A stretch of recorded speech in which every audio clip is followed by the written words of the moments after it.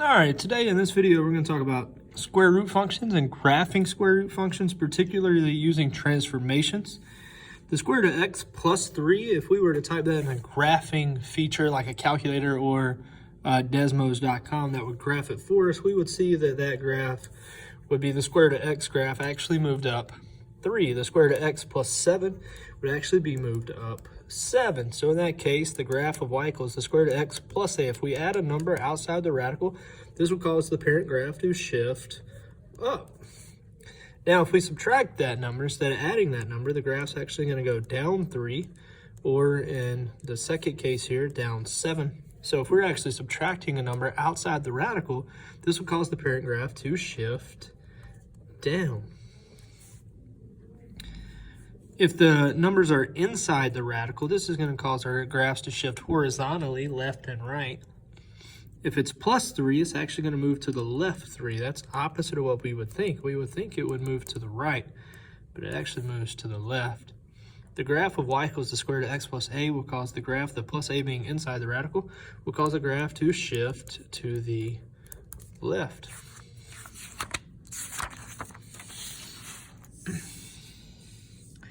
In this case, we are subtracting 3 under the radical. That's going to cause the graph to move to the right 3. And we're subtracting 7 under the radical. That's going to cause the graph to move to the right. So if we're subtracting a number under the radical, this will cause the parent graph to shift to the left.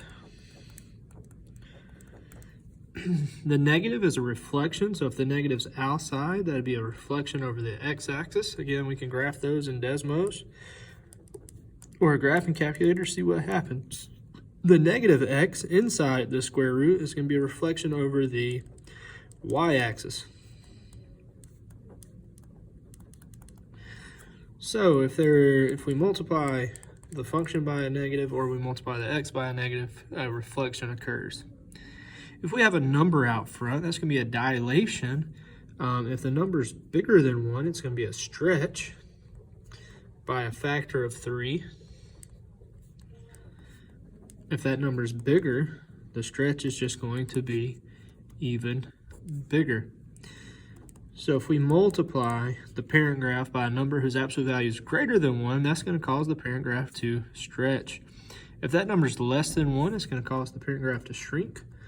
So we would shrink by a factor of 1/2. It's going to actually make the square root graph flatter.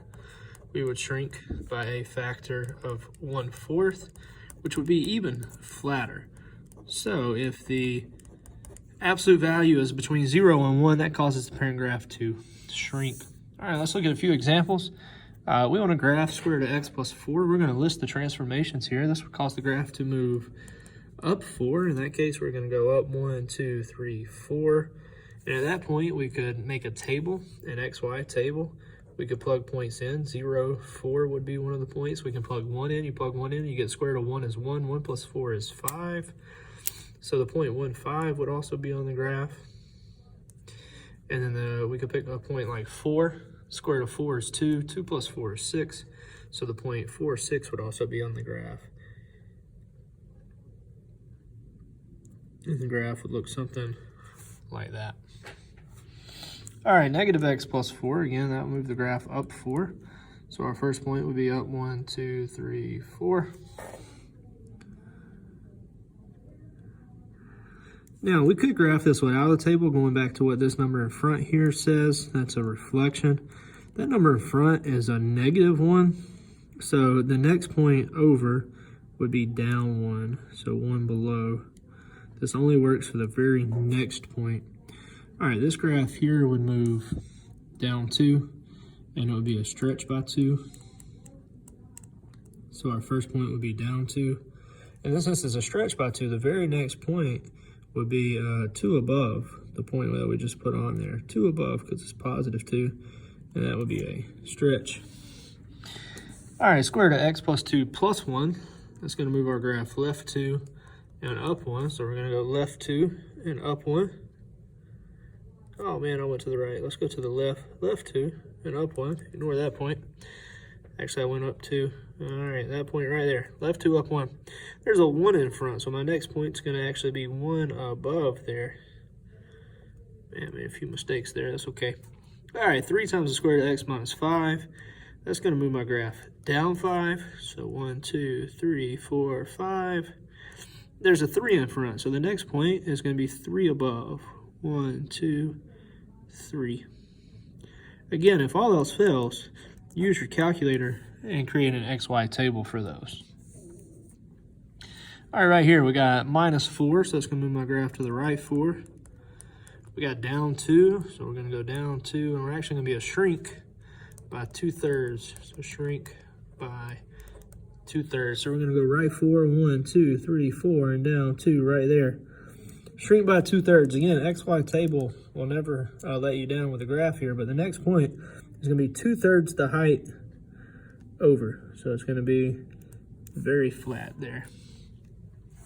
We should also, given the transformation, we should also be able to come up with an equation. So something that's been translated 6 units up, a square root function that's been translated 6 units up would be the square root of x plus 6. Translate 2 units to the right, 4 units down. It's going to be y equals to the square root of x minus 2. Remember, that's opposite of what we should normally think inside. And then we're going 4 units down, so minus 4 outside. Number 12, we're stretched vertically by a factor of 3. So that'd be 3. We're also reflected over the x-axis, so that'd be negative 3 times the square root. 3 units to the left would be x plus 3. Number 13, we're reflected over the x-axis, so that'd be negative. We're shrunk vertically by a factor of 2/5, so negative 2/5 in front of the radical. We're shifted 2 units to the left, so that'd be x plus 2, and down 5 units, so minus 5 outside. Number 14, we're stretched vertically by 7, so 7 out front. We're moved to the left 3, so x plus 3, and down 4. Number 15, we're reflected over the x-axis, so y equals negative the square root of x. We're moved to the right 3, so x minus 3 inside the radical, and we're moved up 7, so plus 7 outside the radical.